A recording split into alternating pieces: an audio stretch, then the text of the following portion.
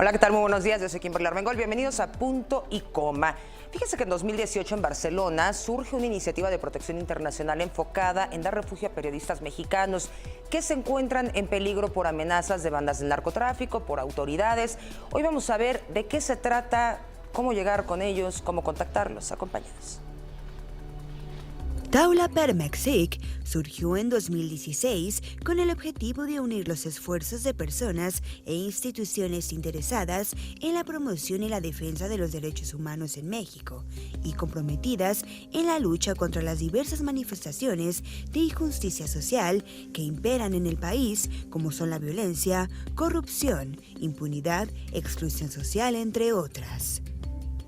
Sin embargo, ante el aumento en la violencia con la llamada guerra contra el narcotráfico y a la existencia de cientos de personas que tienen que dejar el país por encontrarse amenazadas, ya sea por el ejercicio de la libertad de expresión e información o por la defensa del medio ambiente.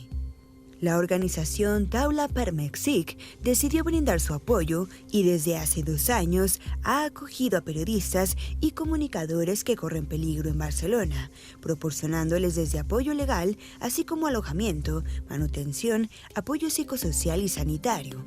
En algunos casos, los han guiado para permanecer por su cuenta en un lugar en el que su vida no corra peligro.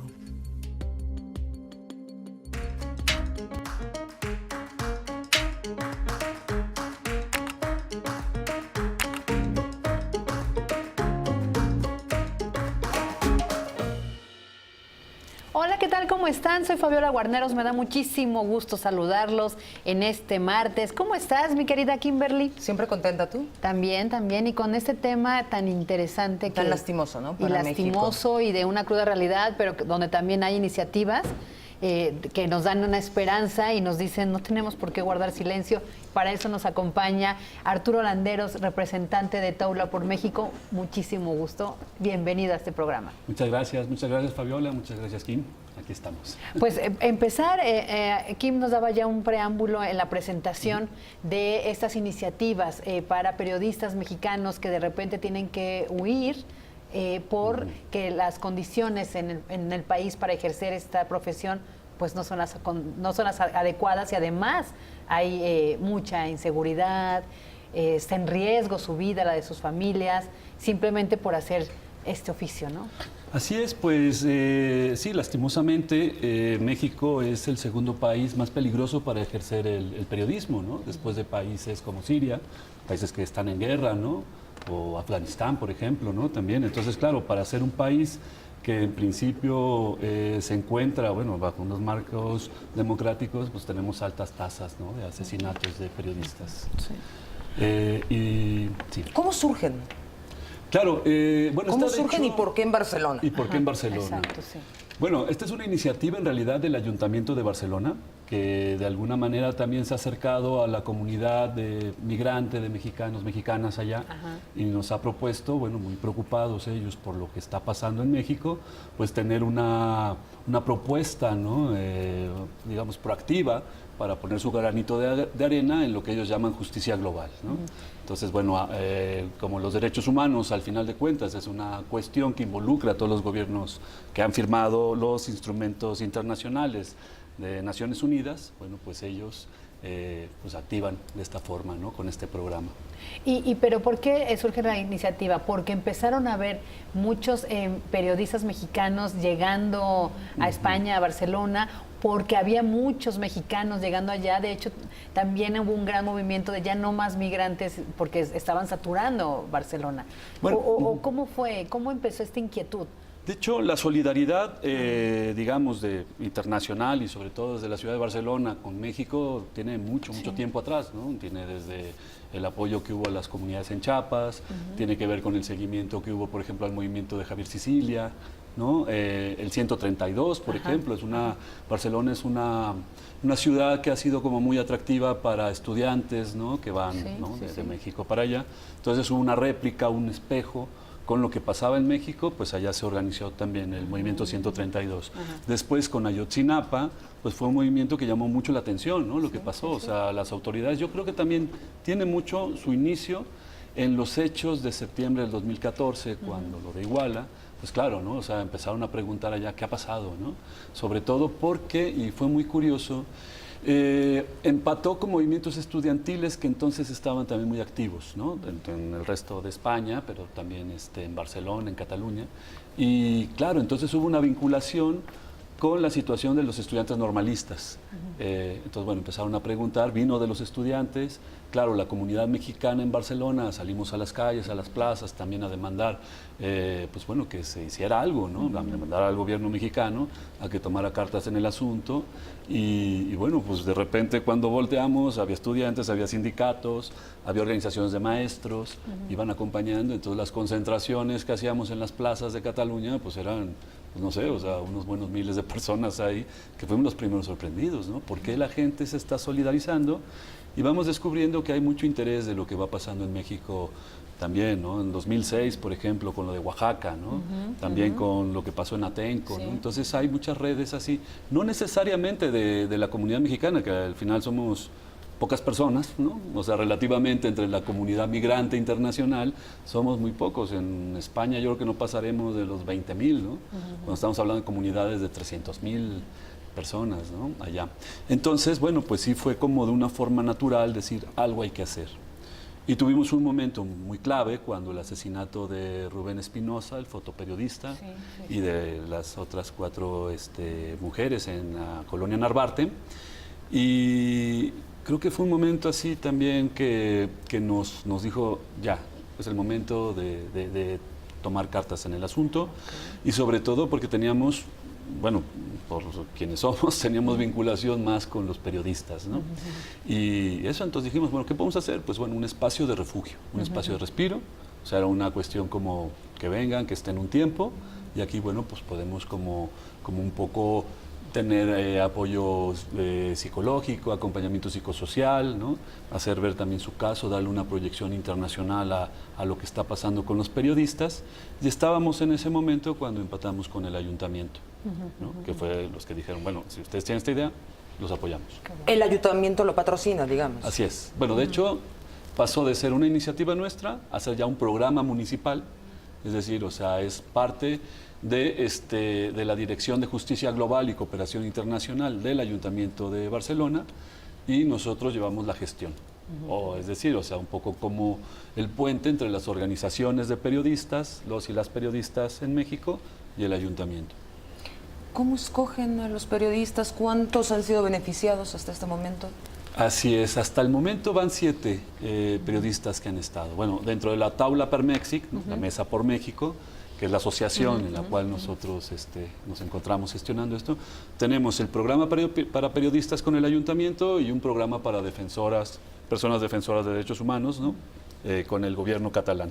Entonces, bueno, vamos empezando. En total han ido 7 con periodistas y otra persona defensora de derechos humanos. Los programas son similares, pero claro, o sea, el hincapié que tenemos con periodistas ya es más de larga data.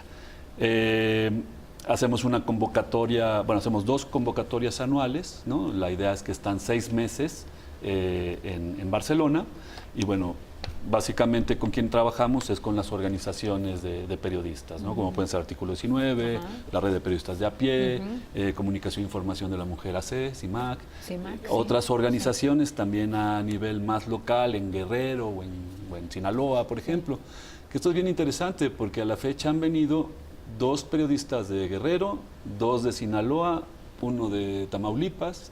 Bueno, tenemos así como un muestreo como de las zonas más conflictivas o más peligrosas para ejercer el periodismo. Exacto, Arturo. Kim, efectivamente, las zonas que mencionó, los estados que mencionó, son los focos rojos no solo por la violencia contra los periodistas, sino las comunidades, ¿no? Comunidades que son azotadas no solo por el crimen organizado, sino también por la complicidad de autoridades, en muchos casos coludidas con el crimen, y otras simplemente porque las autoridades gubernamentales quieren ejercer el control de lo que se diga, de lo que se opine, de lo que pasa, de lo que no pasa, y también son perseguidos por los políticos. Vamos a hacer una pausa y regresamos aquí en Punto y Coma. No se vayan. Estamos de regreso en Punto y Coma. Estamos conversando con la Taula per Mexic. Arturo Landeros, nos estabas contando en el corte. Se llevan al periodista. Para empezar, ¿cómo el periodista dice hello, soy yo? Sí, y justamente por eso el trabajo es con las organizaciones, ¿no?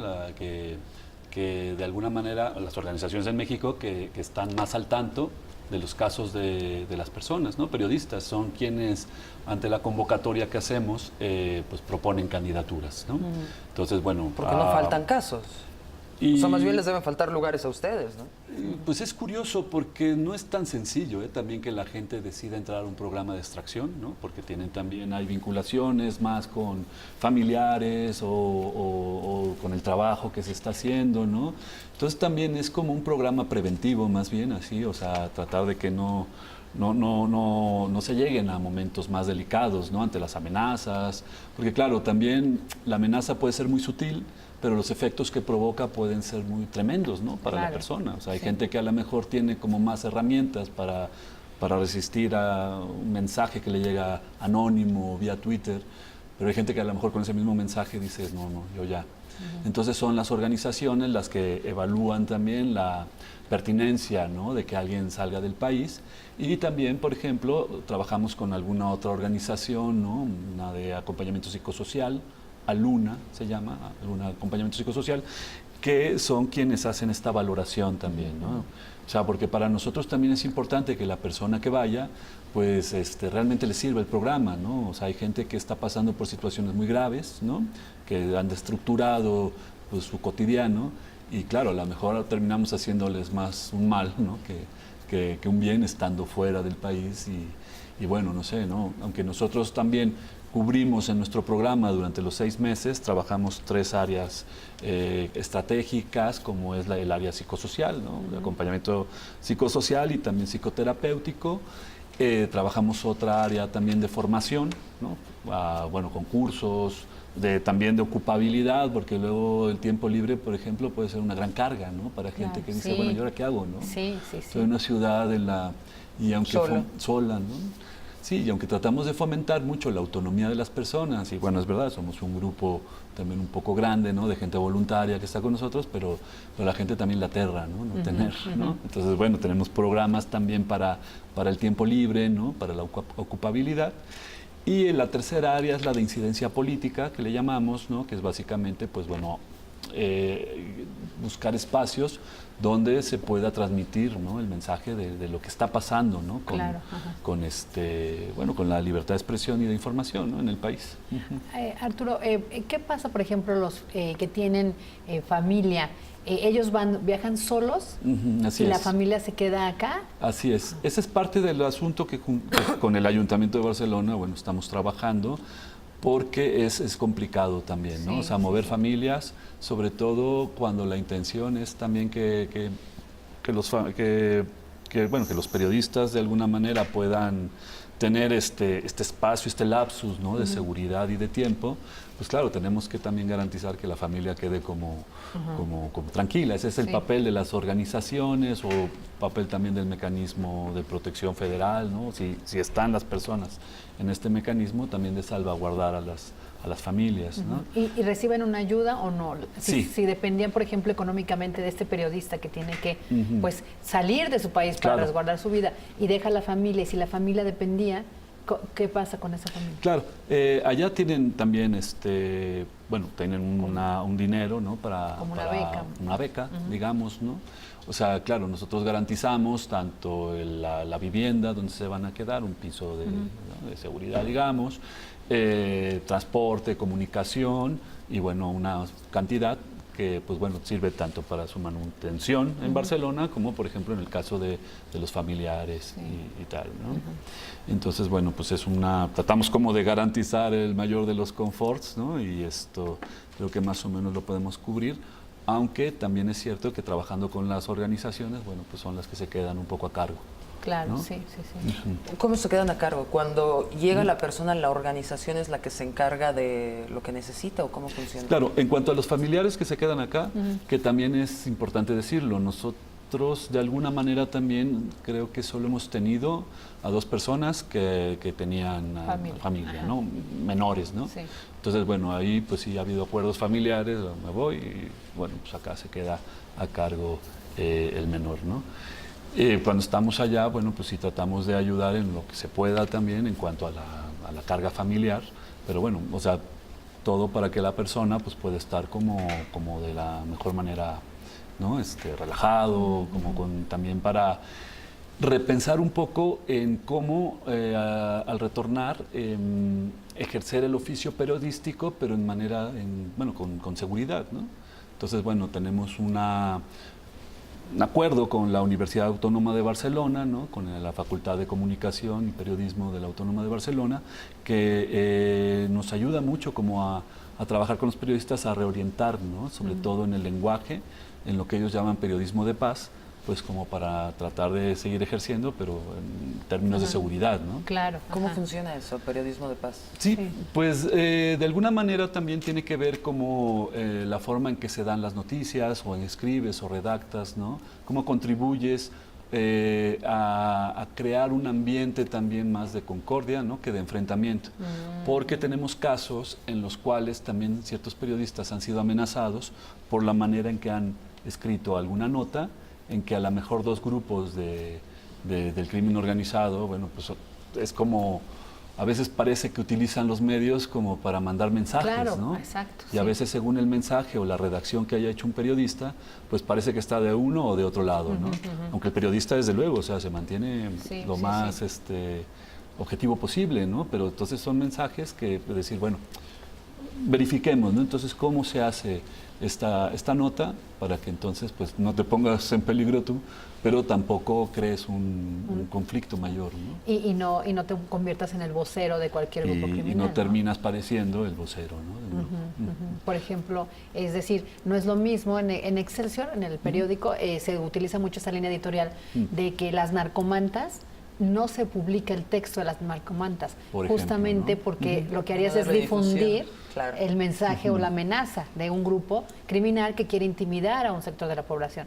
Entonces, y también, si tú empiezas a difundir el mensaje de una narcomanta llamada, de un grupo criminal, una de dos, te ves obligado a también difundir, si quieres mantenerte en la línea de independencia, pues te tendrás que obligado a difundir la del otro grupo. Claro. Y entonces te quedas en medio de dos fuegos. Entonces, ninguna de las dos, sí informas, que no es lo mismo de censura o no decir, informas que en esta guerra, ¿no? O esta disputa de plazas, un grupo criminal hizo amenazas, punto, ¿no? O colgó una manta, punto. Pero no hablas más de lo que dice ni te conviertes en el vocero, ¿no? Sí informas, sí registras el hecho, sí adviertes de lo que está pasando sin tener que llegar a uno. También se ha tratado, no sé si esto también sea parte de este mensaje de paz, se ha tratado, ahorita incluso lo mencioné mal, lo de las narcomantas, pero se ha tratado de no utilizar este lenguaje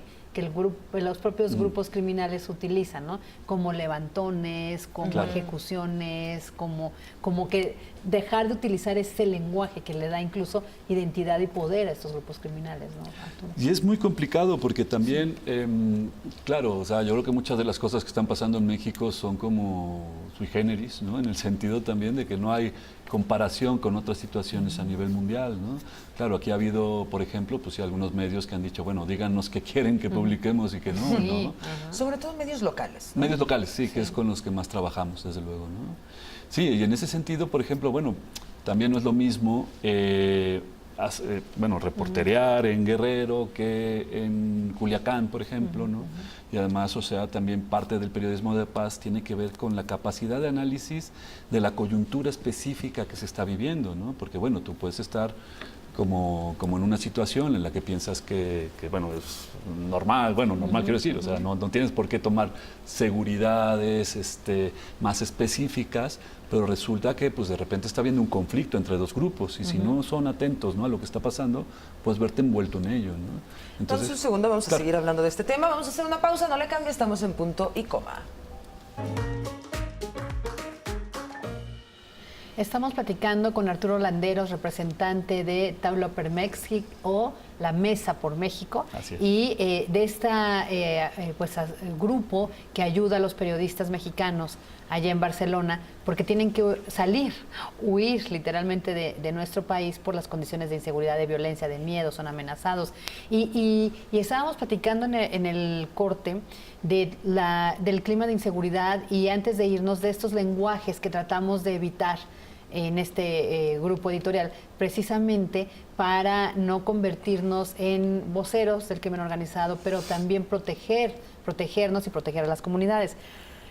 Y decir que es muy difícil, Arturo, tú que has estado aquí periódicamente viniendo a México y escuchando a esas organizaciones que los protegen, ¿no? Artículo 19, CIMAC, las otras que mencionaste, y que trabajan, y la situación más peligrosa es fuera de la Ciudad de México. Es decir, no solo, como ya mencionaste, Veracruz, Tamaulipas, Sinaloa, bueno, Veracruz es de los peores estados, de verdad. Según los datos de Artículo 19 mismo, en Veracruz han muerto 26 periodistas, solo en el periodo de Javier Duarte, este exgobernador que cínicamente está pidiendo ser testigo protegido y que cínicamente dice que lo extorsionaron cuando él robó más de 1,000 millones de pesos al erario, y además en su periodo murieron 17 periodistas asesinados. Este señor tan hoy que tiene el derecho, ¿sí?, de solicitar y de denunciar que fue extorsionado, ahí fue uno de los estados más peligrosos. Pero te cuento el caso de Guerrero para darte, pues tú lo conoces y que tú con el público nos ayudes a tu perspectiva. Hubo un caso donde un grupo de periodistas se juntaron en Guerrero y salieron para ir a ver lo que estaba pasando de quemas y todo esto, ¿no? Y entre ellos había uno del grupo Imagen, ¿no? Fueron corresponsales, había corresponsales también extranjeros, fotógrafos extranjeros, y de repente los retuvieron. Les quitaron sus celulares, sus cámaras, todos los instrumentos, ¿no? La sorpresa para los medios de comunicación es que nadie los buscaba de la autoridad, Arturo. No había ni el gobernador de la entidad, ni la policía de la entidad que los estuviera buscando.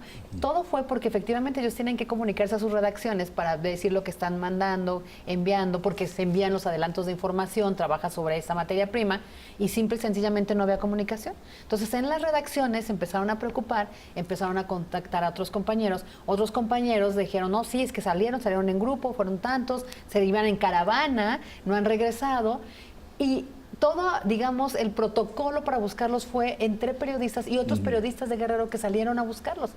Pero llamabas desde estas redacciones, desde la redacción de Excelsior, llamabas a las autoridades, nadie sabía nada, minimizaban lo que había pasado, ¿no? Claro. No les importaba, hasta que se empieza a hacer el escándalo mediático en redes sociales.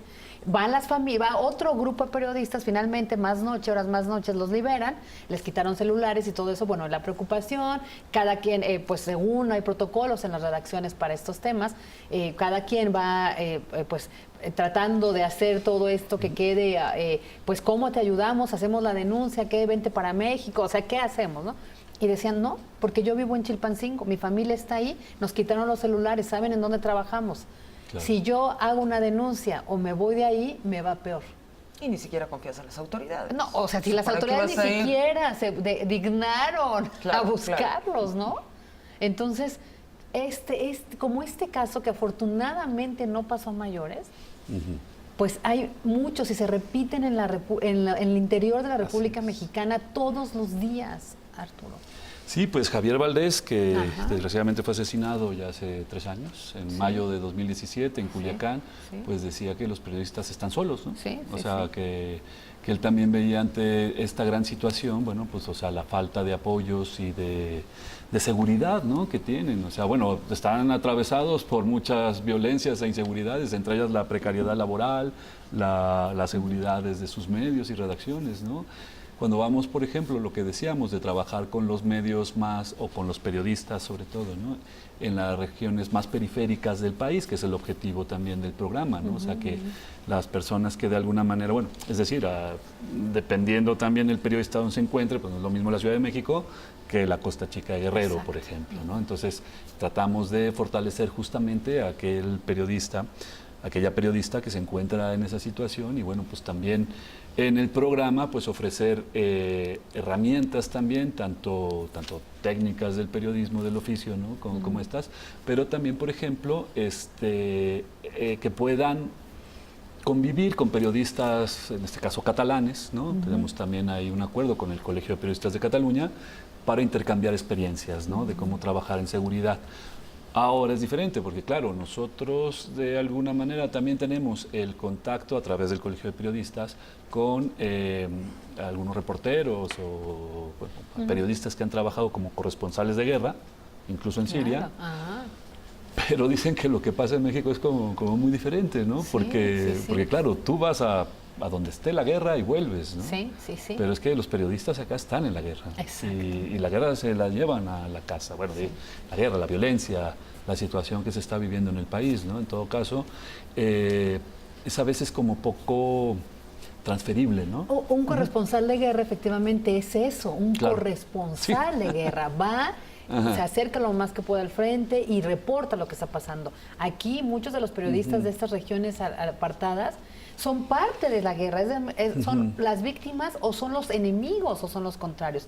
Y no solo del crimen organizado, aquí hablamos del otro tema, de la autoridad, de los gobiernos, Claro. de los propios gobiernos que son elegidos por sus propios ciudadanos para protegerlos, para darles esto que el Estado está obligado a la seguridad, y de repente son los gobernadores quienes no les gusta que les hablen de las carencias que hay, de las ineficiencias, de las omisiones, y publicar eso es como ser el enemigo de guerra. Entonces te conviertes en el enemigo no solo del crimen, sino en el enemigo del gobernador, y estás en la mira de dos cosas, dos entes muy fuertes, muy poderosos, uno muy político, Claro. y el otro criminal. Sí.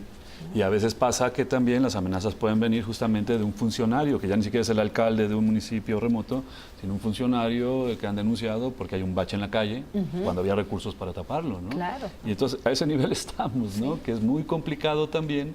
Pues bueno, ¿cómo haces frente a eso, no? Entonces, Ahora un tema crucial, ¿qué hace el periodista cuando vuelve? Porque Y ya ese me es fui parte del 6 asunto, meses, claro. ya aprendí a escribir de otro modo, pero el de Culiacán regresa a Culiacán al mismo riesgo. Y depende también, o sea, de las organizaciones con las que se está trabajando acá, ¿no? También depende mucho del mecanismo de protección, si está en el mecanismo de protección federal o en alguno local, pues bueno, el seguimiento y de alguna manera también, bueno, que se ofrece, ¿no? Desde ahí, porque claro, nosotros somos un elemento, una herramienta, o queremos ser una herramienta, ¿no? Todavía nos falta mucho para llegar a ello, en la cual, o sea, la persona que es acogida por nosotros, pues bueno, pueda como replantear su trabajo, pueda pensar también, bueno, pues ahora me gustaría dedicarme, sí, dentro del periodismo, pero tal vez con este enfoque, con esta cuestión, ¿no? Entonces podemos dar eso, pero lo que no podemos hacer, desde luego, es una vez que ha vuelto, bueno, muchos se han reintegrado al medio donde ya estaban, ¿no? Muchos otros, pues bueno, han optado también pues, por tratar de crear medios nuevos, medios alternativos, y bueno, ya vamos viendo que es complicado, ¿no? Por falta de recursos y tal. Ahí es fundamental que las organizaciones que están en México pues, puedan asesorarlos, puedan acompañarlos y puedan pues, también de alguna manera reintegrarlos. Y protegerlos, desde luego, ¿no? Aunque aquí también depende mucho del gobierno federal a través del mecanismo de protección, la seguridad que pueda brindar, ¿no? Obviamente es una elección de la persona si quiere entrar o no al mecanismo. Hay mucha gente que dice yo no entro al mecanismo porque al final de cuentas si algunos sectores del Estado me están amenazando, pues bueno, vuelvo a caer como un poco con quienes me amenazan, ¿no? Claro. Pero es una responsabilidad de los estados la protección de periodistas, así es que creemos que el mecanismo es una vía que puede ser efectiva, al menos como para que de la cara, ¿no? Por la situación de los periodistas. Si alguien quiere prolongar la estadía o decir, me quedo aquí. De hecho, sí, bueno, habría forma. Claro, nosotros desde luego lo que no queremos es quitar a un periodista, ¿no? Bueno, para nosotros los periodistas son defensores de derechos humanos, ¿no? Así lo recoge Naciones Unidas también en sus articulados, donde es un defensor, ¿no? Justamente del artículo 19 de la Declaración de Derechos Humanos, la libertad de información y de expresión, ¿no? Entonces, claro, como defensor de derechos humanos, en realidad nuestro programa recibe un visado, llamemos humanitario, por el Estado español, ¿no? Por el gobierno de España, a través del Ministerio de Asuntos Exteriores, quien le otorga esta calidad, ¿no? de un defensor que está protegido, y en ese sentido, pues bueno, claro, podría aspirar a un programa de asilo, ya no con nosotros, sino con alguna de las otras organizaciones. Pero ese sería también como un caso extremo, ¿no? Sí. Porque ser asilado en cualquier parte del mundo quiere decir no retornar. Claro, ¿no? exacto, sí. Y es una decisión difícil. Y en el corte nos platicabas, Arturo, que la iniciativa también busca que llegue a estas periferias, es decir, a la Costa Chica de Guerrero, a las zonas montañosas de Culiacán, es decir, a Oaxaca, por ejemplo. donde realmente hay mucha carencia, son muy mal pagados, nadie los protege, claro. y tampoco hay una gran preparación para ellos, ¿no? Y lo que vamos viendo también con esta circunstancia, ¿no? de trabajar en las periferias, es también como la necesidad de formación, ¿no? Formación en términos periodísticos, ¿no? De elementos de investigación, por ejemplo.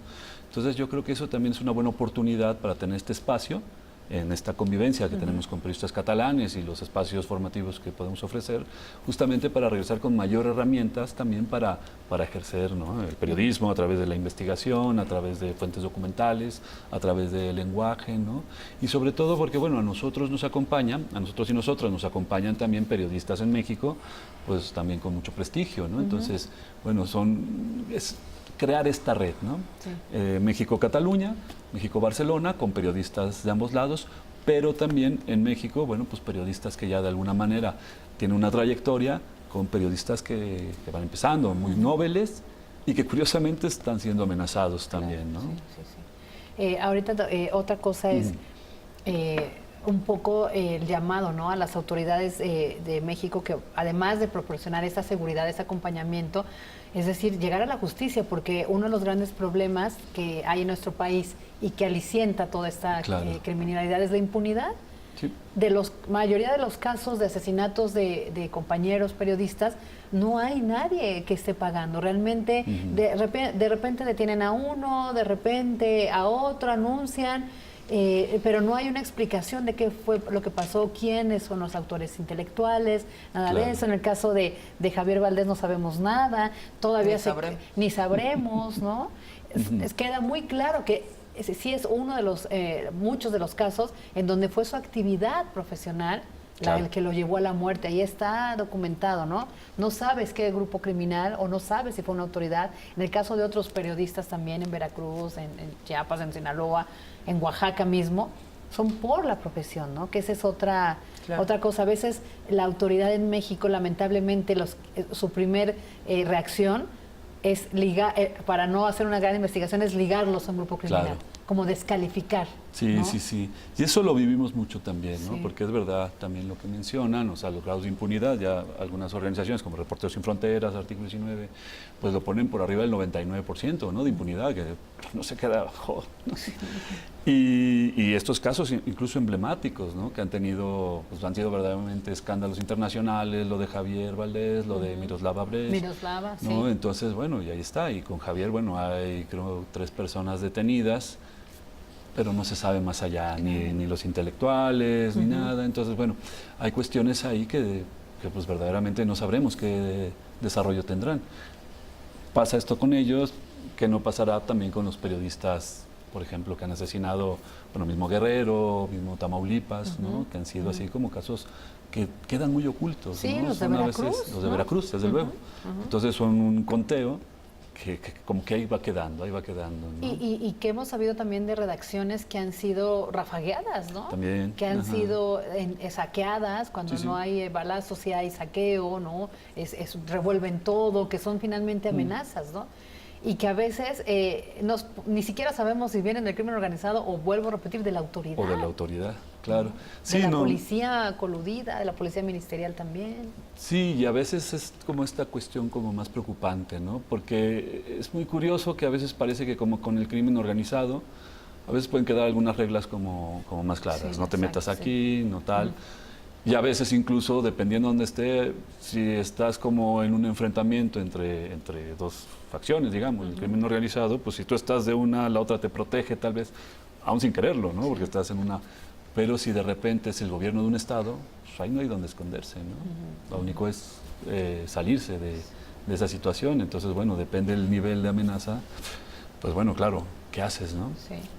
Pues vamos a hacer una pausa aquí, Arturo, ustedes no se vayan, acompáñenos con este gran tema que tiene que ver con la libertad de expresión, uno de los derechos constitucionales que hoy es amenazado. Regresamos.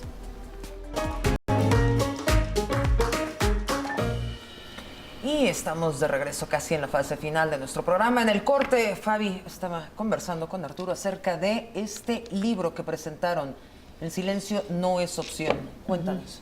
Claro, bueno, es un libro que narra un poco las experiencias de las personas que han estado con nosotros en el programa, ¿no? Que de alguna manera cuentan las circunstancias que les han llevado, ¿no? a tener que recurrir al programa. Tiene dos partes. Básicamente la primera es sobre periodistas que han sido aliados de lo que estamos haciendo allá, tanto en México como en Cataluña, ¿no? Entonces un poco como ambas visiones. Escriben, por ejemplo, Luis Hernández Navarro, que es director de opinión de La Jornada, Guiomar Rubira, que también es una periodista académica conocida acá, y otras dos personas que son del ámbito catalán, ¿no? Y después están al menos 6 personas de las que han estado con nosotros en el programa. Es un libro que, bueno, está disponible en la página web de taulapermexic.org, descargable en PDF, pero es verdad que también es un libro que está hecho más hacia el público, digamos, catalán, español. Como una explicación, como un Exacto. informe de qué es lo que están haciendo. Sí, o sea, sobre todo la idea es como sensibilizar en el tema, porque hay que pensar que también, o sea, a final de cuentas, hablar de lo que pasa en México a nivel global es hablar como de un punto en el mapamundi, ¿no? Sí. O sea, está Siria, está Colombia, o sea, hay como muchas cosas, ¿no? En la agenda internacional, sobre todo atención a derechos humanos, y México, pues bueno, no es necesariamente que sea un punto también a detenerse, ¿no? Porque bueno, como se considera, o hay una serie de consideraciones, es un país que está en la OCDE, es un país que de alguna manera, ¿no?, se considera en el Concierto de las Naciones un país democrático, que bueno, que lo es. Pero entonces estas cuestiones pues como que quedan un poco ocultas, ¿no? Entonces nosotros también es tratar de explicar, bueno, sí, pero está pasando esto, ¿no? Sí. Pero en todo caso hay que buscar una forma de llamar lo que está pasando. Allá se llama un poco como guerra no convencional, ¿no? Que es un término que utiliza, por ejemplo, el Instituto Catalán Internacional por la Paz para referirse a lo que está pasando incluso en Centroamérica, ¿no? Con las maras, con otras expresiones de violencia que pues de alguna manera también causan desplazamientos internos, causan desaparecidos, desaparecidas, causan asesinatos, pero no se considera, ¿no?, como una guerra. Entonces es una cuestión bien difícil y tratamos nosotros a través de este libro de explicarles qué está pasando, ¿no? Sí, se llama El silencio no es opción. Así es. Barcelona protege a periodistas de México, y me gustó mucho el título, El silencio no es No es opción. opción. Y aquí hay una descripción que quiero leerles porque esto tiene toda la razón. Dice, en México, las y los periodistas como defensores del derecho a la información son un foco de agresión en un país donde también matan a doctores, plomeros, estudiantes, maestros. Pero en el caso de los periodistas, frecuentemente hay algunas amenazas antes de que acaben con sus vidas y la investigación que tienen entre manos. En ese momento donde las redes de defensa y la solidaridad internacional deben activarse, es el momento. Y sí decirles que esta explicación que está hecha para Barcelona nos sirve, y le sirve a usted y a los estudiantes de periodismo y a quienes trabajan en los medios para que nos empapemos de lo que pasa, porque ni siquiera sabemos lo que pasa con el gremio. Así es. Y decirles de esta experiencia tan triste, porque cuando empezaron a conocerse, no a matar a más periodistas, sino a conocerse de los asesinatos, porque esto ha sido una constante, hay 127 periodistas asesinados del 2000 a la fecha, 47 con Peña Nieto, y en lo que va de esta administración ya van 7. O sea, si se fijan, es algo recurrente. De cuando se convocó una marcha para la protección de los periodistas, tristemente no acudieron más que los periodistas que han sido amenazados, sus familias, algunos compañeros del gremio y nada más.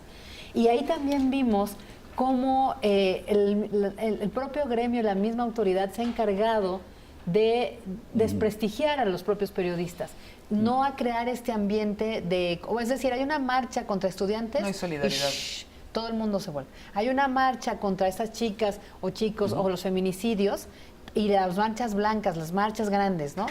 Los crímenes igual de odio también, pero cuando se convocó la de los periodistas, no hay solidaridad, ¿no?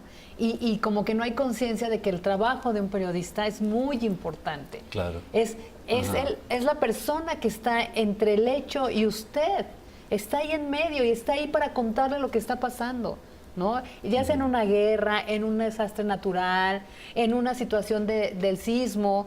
Imagínense la labor de los periodistas en el sismo, pues usted podía saber qué está pasando, dónde podían ayudar, dónde tenían que recoger, dónde estaban las familias necesitando algo, porque ahí había un periodista que se lo estaba diciendo, ¿no? Entonces, a veces ya no se valora y hay muy poca solidaridad del propio ciudadano mexicano hacia lo que pasa con el periodista. Por eso creo que también este libro es importante para nosotros, ¿no?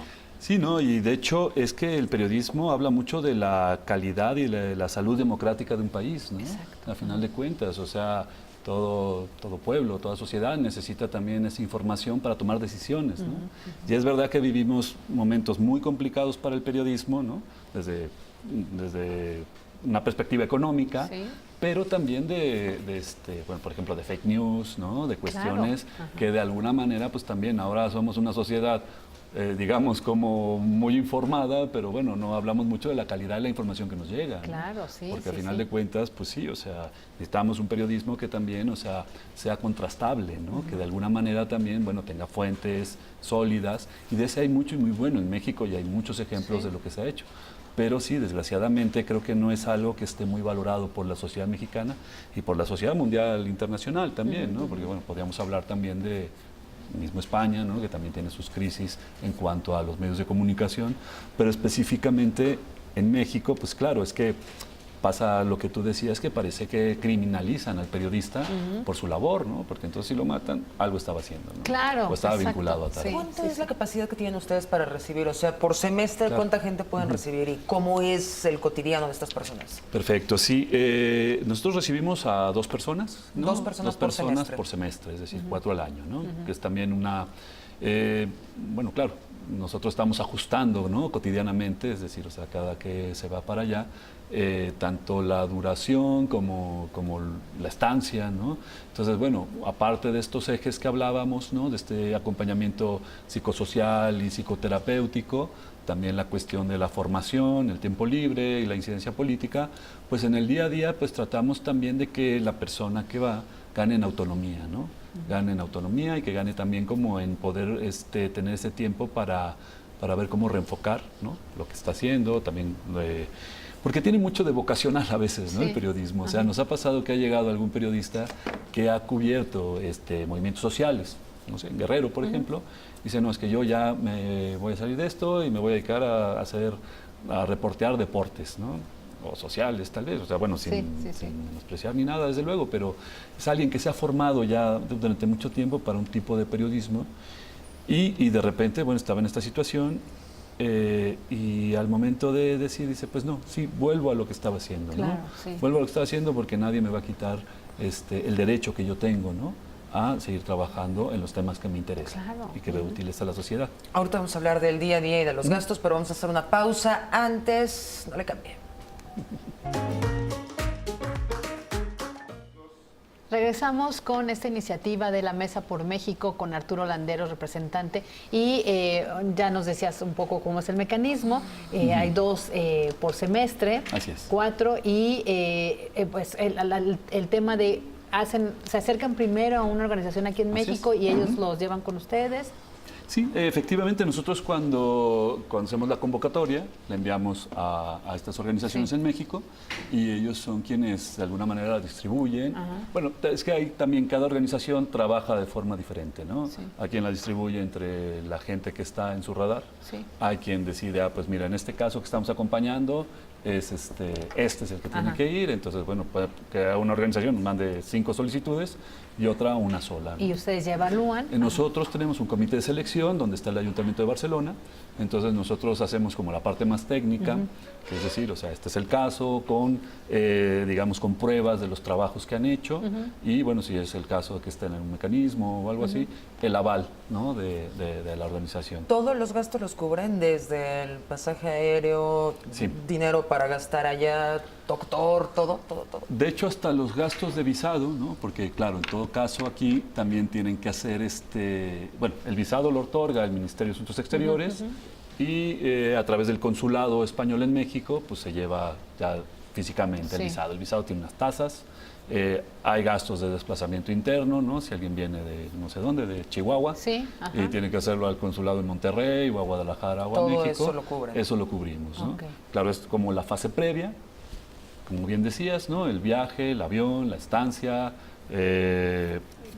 salud, por ejemplo, ¿no? También, aunque ahí más bien ya es una cuestión de entrar al sistema de salud catalán en este caso. Claro.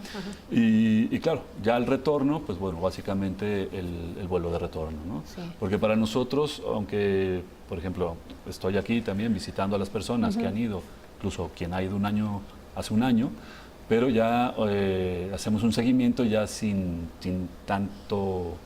Burocracia.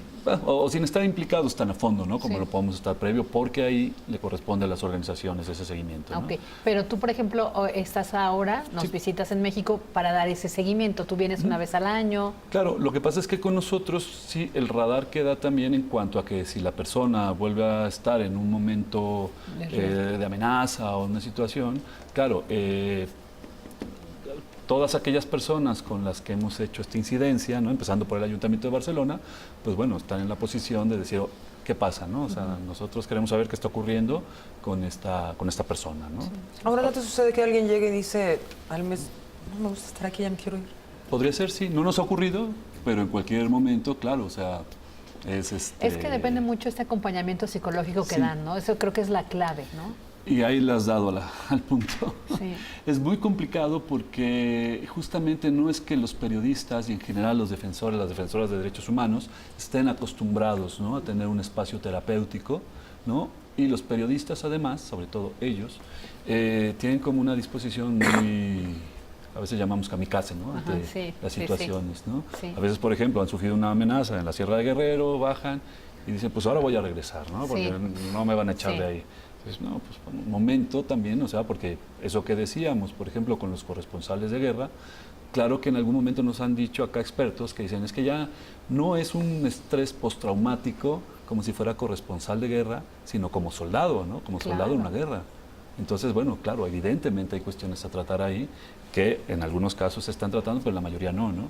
Entonces, cuando nos llegan, pues también es como procurar ese espacio terapéutico y de acompañamiento psicosocial, pero es verdad que es un trabajo muy profundo, ¿no?